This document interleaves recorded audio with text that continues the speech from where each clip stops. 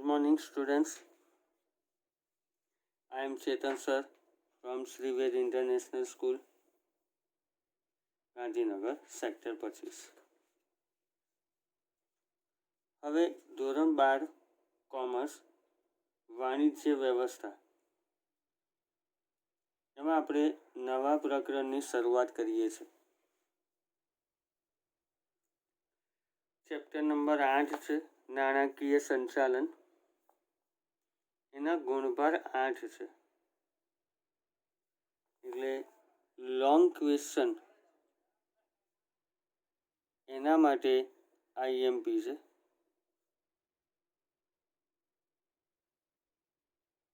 એટલે આમાંથી 5 માર્કનો પ્રશ્ન પૂછાય.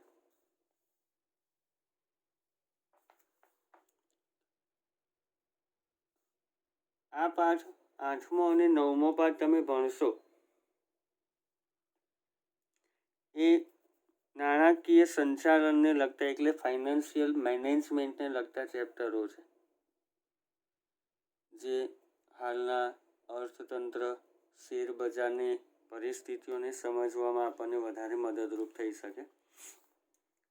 આ પાઠમાં આપણે નાણાકીય સંચાલનના લક્ષણો, પછી નાણાકીય સંચાલનના હેતુઓ, એમાં તમે 2 હેતુ ભણશો, નફાના મહત્તમીકરણનો હેતુ અને સંપત્તિના મહત્તમીકરણનો હેતુ. પછી નાણાકીય સંચાલનના નિર્ણયોમાં રોકાણ સંબંધિત નિર્ણયો, પછી ધિરાણ સંબંધિત નિર્ણયો અને ડિવિડન્ડ સંબંધિત નિર્ણયો વિશે ભણવાનું છે.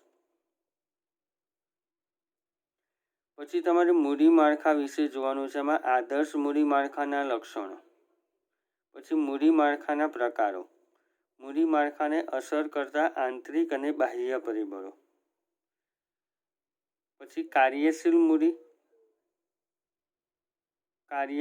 મૂડીનો ખ્યાલ, કુલ કાર્યશીલ મૂડી અને ચોખ્ખી કાર્યશીલ મૂડીનો તફાવત, કાર્યશીલ મૂડીના લક્ષણો, એને અસર કરતા પરિબળો, કાયમી મૂડીની લાક્ષણિકતાઓ, એને અસર કરતા પરિબળો, છેલ્લે કાયમી મૂડી અને કાર્યશીલ મૂડીનો તફાવત આપણે જોઈશું.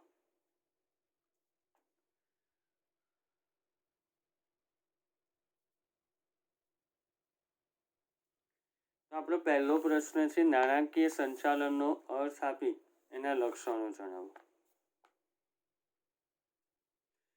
તો આમ તો આપણે પહેલેથી ભણતા આવ્યા છે કે ધંધાકીય એકમમાં નાણાં વગર ધંધાકીય પ્રવૃત્તિ શક્ય નથી.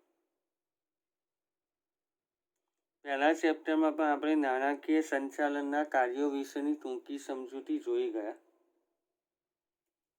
એમાં પણ આપણે એવું જ સમજ્યા હતા કે ભાઈ ધંધાકીય એકમને જે પણ જરૂરી નાણાં છે એ અલગ અલગ પ્રાપ્તિ સ્થાનોથી મેળવવાના છે. આ નાણાં ઓછામાં ઓછા ખર્ચે પ્રાપ્ત થાય, મેળવેલા નાણાંનો યોગ્ય ઉપયોગ થાય, એ કાર્યોનો સમાવેશ નાણાકીય સંચાલનમાં કરવામાં આવે છે. તો જોઈએ,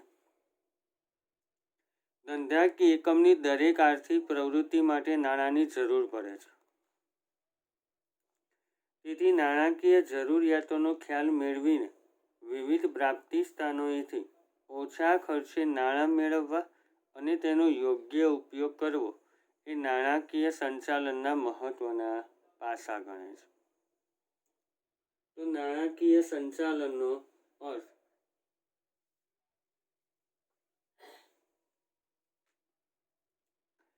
સરળ શબ્દોમાં કહી શકાય કે નાણાકીય સંચાલન નાણાકીય બાબતોને લગતા નિર્ણયો લે છે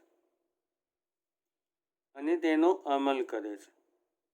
વ્યવહારમાં નાણાંના કાર્યોનું સંચાલન કરવું એટલે નાણાકીય સંચાલન. તો તમે એક આ વ્યાખ્યા યાદ રાખો, સામાન્ય રીતે નાણાં કાર્યોનું સંચાલન કરવું એટલે નાણાકીય સંચાલન. આપણી પહેલી વ્યાખ્યા છે. પ્રોફેસર એમ કિમ્બાલે આપેલી વ્યાખ્યા કે નાણાકીય સંચાલન એટલે ભંડોળ મેળવવું, તેનો ઇષ્ટતમ ઉપયોગ કરવો તથા તેની યોગ્ય ફાળવણી કરવી. આ વ્યાખ્યા પણ સરળ છે, યાદ રાખજો. પ્રોફેસર એમ કિંબાલના મતે નાણાકીય સંચાલન એટલે ભંડોળ મેળવવું, તેનો ઇષ્ટતમ ઉપયોગ કરવો તથા તેની યોગ્ય ફાળવણી કરવી. FW પાઇસના મતે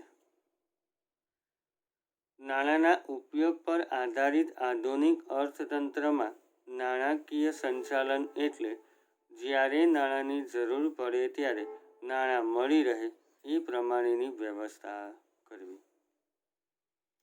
નાણાંના ઉપયોગ આધારિત આધુનિક અર્થતંત્રમાં નાણાકીય સંચાલન એટલે જ્યારે નાણાંની જરૂર પડે ત્યારે નાણાં મળી રહે તે પ્રમાણેની વ્યવસ્થા કરવી. છેલ્લી વ્યાખ્યા પણ સરળ છે.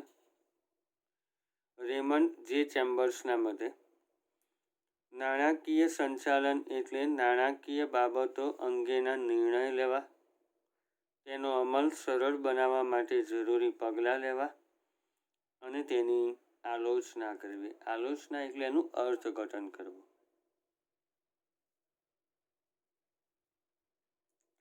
નાણાકીય સંચાલન એટલે નાણાકીય બાબતો અંગે નિર્ણયો લેવા, તેનો અમલ સરળ બનાવવા માટે જરૂરી પગલાં લેવા અને તેની આલોચના કરવી.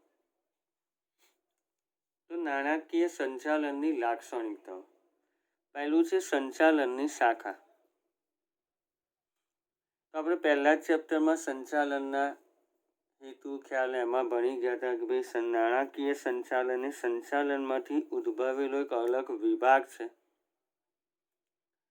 જેમાં નાણાંના ઉપયોગ માટે આયોજન અને અંકુશનું પણ કાર્ય કરવામાં આવે છે. એટલે નાણાંના આયોજન અને નાણાકીય અંકુશ પણ રાખવામાં આવે છે.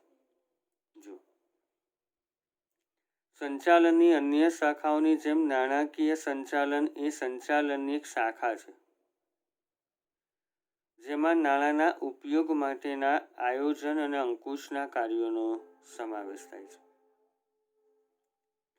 સંચાલનની અન્ય શાખાઓની જેમ નાણાકીય સંચાલન એ સંચાલનની એક શાખા છે, જેમાં નાણાંના ઉપયોગ માટેના આયોજન અને અંકુશના કાર્યોનો સમાવેશ થાય છે. વિશાળ ક્ષેત્ર. હવે નાણાકીય સંચાલનનું કાર્યક્ષેત્ર છે ને એટલું બધું વિશાળ છે, જેમાં નાણાંની જરૂરિયાતનું અનુમાન, એટલે શરૂઆત અહીંયાથી થાય કે રૂપિયાની જરૂર કેટલી પડશે, તો અનુમાનથી ચાલુ કરીએ તો અનુમાન, પછી નાણાંની પ્રાપ્તિ કરવી, નાણાંનો ઉપયોગ કરવો, એની યોગ્ય ફાળવણી કરવી, એના આયોજન અને અંકુશની શરૂઆત થાય. તેનો મતલબ એવો થયો કે ધંધાની શરૂઆતથી અને તેના અંત સુધી બધા જ કાર્યો નાણાંને લગતા હોય છે અને એના વગર શક્ય નથી. એટલા માટે એનું કાર્યક્ષેત્ર થોડું વિશાળ છે. જો નાણાકીય સંચાલનમાં ધંધાની શરૂઆતથી અંત સુધીના બધા જ નાણાંના કાર્યોનો સમાવેશ થાય છે, જેમાં નાણાંની જરૂરિયાતોનું અનુમાન, એની પ્રાપ્તિ, મહત્તમ ઉપયોગ, યોગ્ય ફાળવણી તથા તેના આયોજન અને અંકુશનો સમાવેશ થાય છે. ફરી નાણાકીય સંચાલનમાં ધંધાની શરૂઆતથી તેના અંત સુધીના બધા જ નાણાકીય કાર્યોનો સમાવેશ થાય, જેમાં નાણાંની જરૂરિયાતોનું અનુમાન, પ્રાપ્તિ, મહત્તમ ઉપયોગ, યોગ્ય ફાળવણી તથા આયોજન અને અંકુશનો સમાવેશ થાય.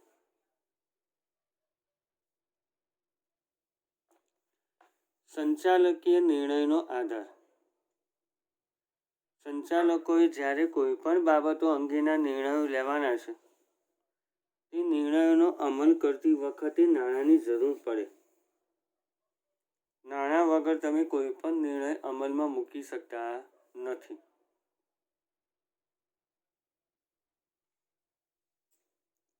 તો જો ઉત્પાદન, વેચાણ, સંશોધન અને વિકાસ વગેરે અંગેના સંચાલકીય નિર્ણયો માટેના આધાર નાણાકીય સંચાલન પૂરા પાડે છે.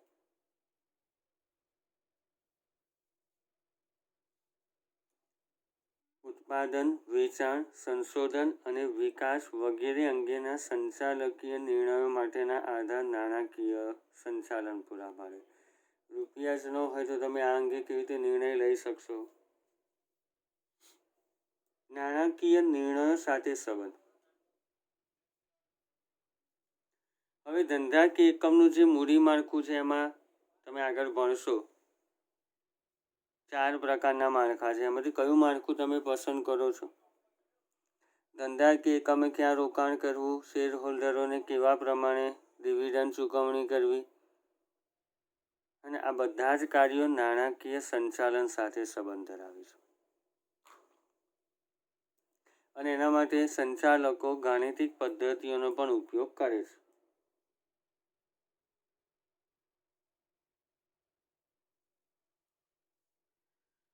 ધંધાકીય એકમનું મૂડી માળખું રોકાણ અને ડિવિડન્ડ નીતિ અંગેના નિર્ણયો સાથે નાણાકીય સંચાલન સંબંધ ધરાવે છે.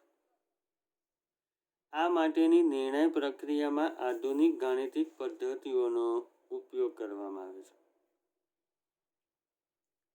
ધંધાકીય એકમનું મૂડી માળખું, રોકાણ અને ડિવિડન્ડની નીતિ અંગેના નિર્ણયો એની સાથે નાણાકીય સંચાલન સંબંધ ધરાવે છે. આ માટેની નિર્ણય પ્રક્રિયામાં આધુનિક ગાણિતિક પદ્ધતિઓનો ઉપયોગ કરવામાં આવે છે.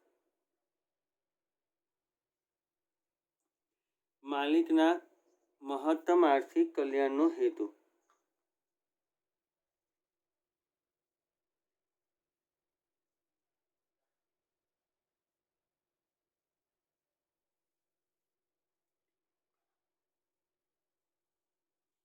નાણાકીય સંચાલનમાં છે ને 2 જ હેતુ ધ્યાનમાં રાખવામાં આવે છે. નફાનું મહત્તમીકરણનો હેતુ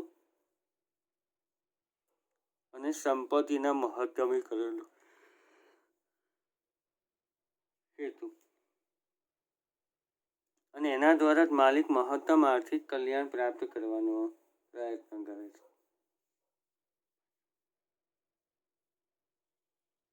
નાણાકીય સંચાલન નફાનું મહત્તમીકરણ અને સંપત્તિનું મહત્તમીકરણના ધોરણો અપનાવીને માલિકના મહત્તમ આર્થિક કલ્યાણ માટેના પ્રયત્નો કરે છે. નાણાકીય સંચાલન નફાનું મહત્તમીકરણ અને સંપત્તિનું મહત્તમીકરણના ધોરણો અપનાવીને માલિકના મહત્તમ આર્થિક કલ્યાણ માટેના પ્રયત્નો કરે છે. હવે ચાવીરૂપ સ્થાન. તો જો નાણાકીય સંચાલનની પ્રવૃત્તિ ધંધાકીય એકમના વ્યવસ્થાકીય માળખામાં ચાવીરૂપ સ્થાન ધરાવે છે, એટલે મહત્વનું સ્થાન નાણાકીય સંચાલનનું છે. નાણાકીય સંચાલનની પ્રવૃત્તિ ધંધાકીય એકમના વ્યવસ્થાકીય માળખામાં ચાવીરૂપ સ્થાન ધરાવે છે. સંચાલનના અન્ય વિસ્તારો સાથે સંબંધ. સંચાલનના અન્ય વિસ્તારો એટલે એમાં ઉત્પાદન સંચાલન, બજાર સંચાલન, કર્મચારી સંચાલન. નાણાકીય સંચાલન વિશે તો આપણે ભણીએ જ છે. તો આ 3 સંચાલનમાં જો તમારી પાસે પૂરતા પ્રમાણમાં ભંડોળ હોય તો યોગ્ય ઉત્પાદન નીતિ, વેચાણ નીતિ, ડિવિડન્ડ નીતિ, આ બધી બાબતોના ઘડતરમાં તમે સારા નિર્ણયો લઈ શકશો. તો જો નાણાકીય સંચાલનમાં પૂરતા પ્રમાણમાં ભંડોળ હશે તો ઉત્પાદન નીતિ, વેચાણ નીતિ વગેરેના ઘડતરમાં વધારે પરિવર્તન રહેશે. આ દ્રષ્ટિએ નાણાકીય સંચાલન એ સંચાલનના જુદા જુદા વિસ્તારો જેવા કે ઉત્પાદન સંચાલન, બજાર સંચાલન, કર્મચારી સંચાલન સાથે સંબંધ ધરાવે છે. નાણાકીય સંચાલનમાં પૂરતા પ્રમાણમાં ભંડોળ હશે તો ઉત્પાદન નીતિ, વેચાણ નીતિ વગેરેના ઘડતરમાં વધારે પરિવર્તન રહેશે. આ દ્રષ્ટિએ નાણાકીય સંચાલન એ સંચાલનના જુદા જુદા વિસ્તારો જેવા કે ઉત્પાદન સંચાલન, બજાર સંચાલન, કર્મચારી સંચાલન સાથે સંબંધ ધરાવે છે. બે ભાગમાં વિભાજન.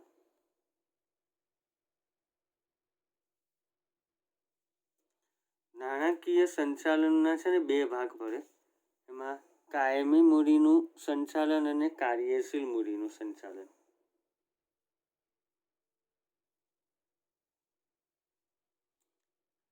હવે કાયમી મૂડીના સંચાલનમાં એકમની કાયમી મિલકતો જેવી કે જમીન, મકાન, પ્લાન્ટ, યંત્રો, એમાં એના વિસ્તરણ માટેના આયોજનનો સમાવેશ થાય.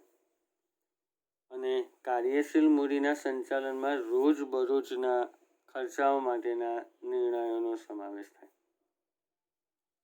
તો જો નાણાકીય સંચાલનને બે વિભાગમાં વહેંચી શકાય. દાખલા તરીકે લાંબા ગાળાની કાયમી મૂડીનું સંચાલન અને કાર્યશીલ મૂડીનું સંચાલન. કાયમી મૂડીના સંચાલનમાં કાયમી મિલકતો જેવી કે જમીન, મકાન, પ્લાન્ટ, યંત્રો વગેરેના વિસ્તરણ માટેના આયોજનનો સમાવેશ થાય છે. કાર્યશીલ મૂડીનું સંચાલન રોજબરોજના ખર્ચા માટે જરૂરી છે. ફરી નાણાકીય સંચાલનને બે વિભાગમાં વહેંચી શકાય છે. દાખલા તરીકે લાંબા ગાળાની કાયમી મૂડીનું સંચાલન અને કાર્યશીલ મૂડીનું સંચાલન. કાયમી મૂડીના સંચાલનમાં કાયમી મિલકતો જેવી કે જમીન, મકાન, પ્લાન્ટ, યંત્રો વગેરેના વિસ્તરણ માટેના આયોજનનો સમાવેશ થાય. કાર્યશીલ મૂડીનું સંચાલન રોજબરોજના ખર્ચા માટે જરૂરી છે. તો નાણાકીય સંચાલનની લાક્ષણિકતાઓમાં ટોટલ 8 મુદ્દા છે. એ 8 મુદ્દા હું ફરીથી બોલી જઉં છું. સંચાલનની શાખા,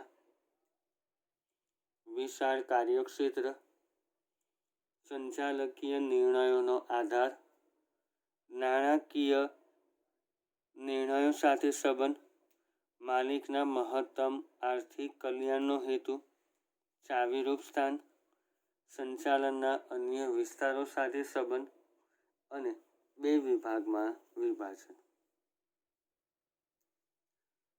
હવે પ્રશ્ન છે નાણાકીય સંચાલનના હેતુઓ સમજાવો.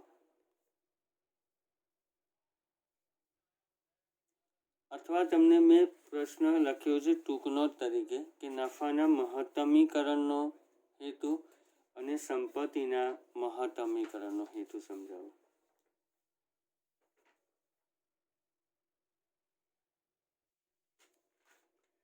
તમને સ્વાધ્યાયમાં પણ આ પ્રશ્ન પૂછેલા છે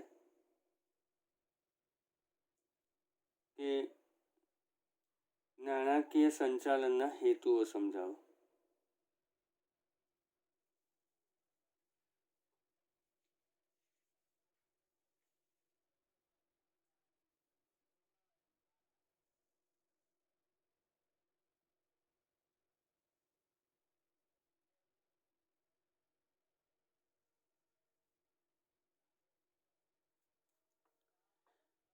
તો જો નાણાકીય સંચાલનનો હેતુ માલિકના મહત્તમ આર્થિક કલ્યાણનો હોવો જોઈએ.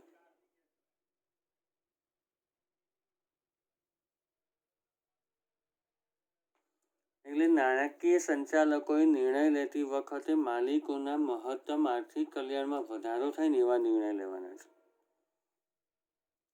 તો નાણાકીય સંચાલન નાણાકીય સાધનોના ઉપયોગ દ્વારા માલિકના આર્થિક મહત્તમીકરણનો હેતુ રાખે છે. જેઓ કંપનીના શેર હોલ્ડરો છે. આ માટે નીચેના બે અભિગમો છે.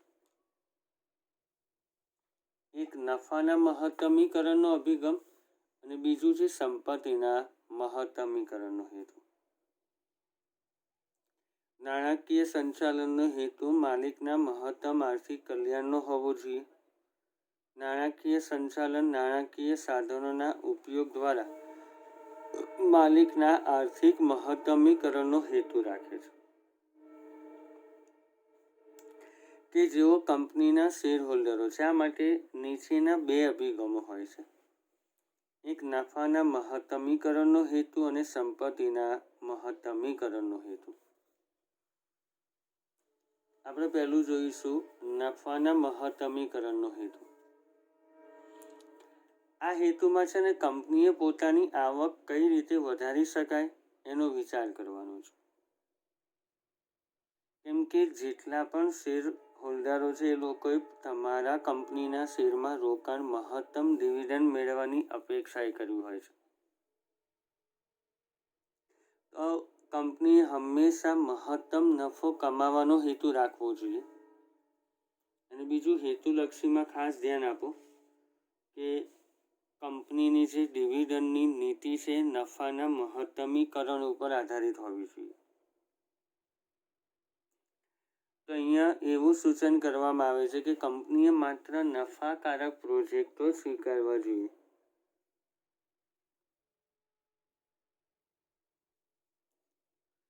નફાનું મહત્તમીકરણ એટલે કંપનીની આવકને મહત્તમ કરવી. શેર હોલ્ડરો મહત્તમ ડિવિડન્ડ મેળવવાની આશાએ કંપનીના શેર ખરીદીને પોતાના નાણાંનું કંપનીમાં રોકાણ કરે છે. તેથી કંપનીએ પોતાના નાણાકીય સાધનો દ્વારા મહત્તમ નફો કમાવવો જોઈએ. અને ડિવિડન્ડની નીતિ નફાના મહત્તમીકરણ ઉપર આધારિત હોવી જોઈએ.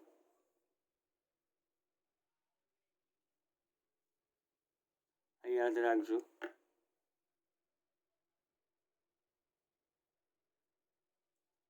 આ અભિગમ સૂચવે છે કે કંપનીએ માત્ર નફાકારક પ્રોજેક્ટો સ્વીકારવા જોઈએ.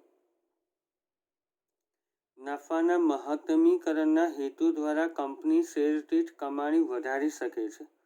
તેથી માલિકોનું આર્થિક કલ્યાણ પણ થાય છે. ફરી નફાનું મહત્તમીકરણ એટલે કંપનીની આવકને મહત્તમ કરવી. શેર હોલ્ડરો મહત્તમ ડિવિડન્ડ મેળવવાની આશાએ કંપનીના શેર ખરીદીને પોતાના નાણાંનું કંપનીમાં રોકાણ કરે છે. તેથી કંપનીએ પોતાના નાણાકીય સાધનો દ્વારા મહત્તમ નફો કમાવવો જોઈએ. અને ડિવિડન્ડની નીતિ નફાના મહત્તમીકરણ ઉપર આધારિત હોવી જોઈએ. આ અભિગમ સૂચવે છે કે કંપનીએ માત્ર નફાકારક પ્રોજેક્ટ જ સ્વીકારવા જોઈએ. નફાના મહત્તમીકરણના હેતુ દ્વારા કંપની શેરદીઠ કમાણી વધારી શકે છે. તેથી માલિકોનું આર્થિક કલ્યાણ પણ થાય છે. તો આ નાણાકીય સંચાલનના લક્ષણો અને પહેલી શોર્ટ નોટ છે નફાના મહત્તમીકરણનો હેતુ. એ આજે જ તમે તૈયાર કરી આજે જ મોઢે લખો. બરાબર. અને પ્રયત્ન કરવો. જરૂર પડે તો 2 થી વધારે વખત, 3 વખત, 4 વખત પ્રશ્નનો જવાબ ફરીથી સાંભળો. પણ જે દિવસે તમે પ્રશ્ન મૂકવામાં આવે, જે દિવસે પ્રશ્ન સાંભળો એ દિવસે મોઢે લખાય તો જ આપણને ઝડપથી તૈયાર થશે. આના પછીનું આગળ હવે આપણે પછીના લેક્ચરમાં જોઈશું. ઓકે.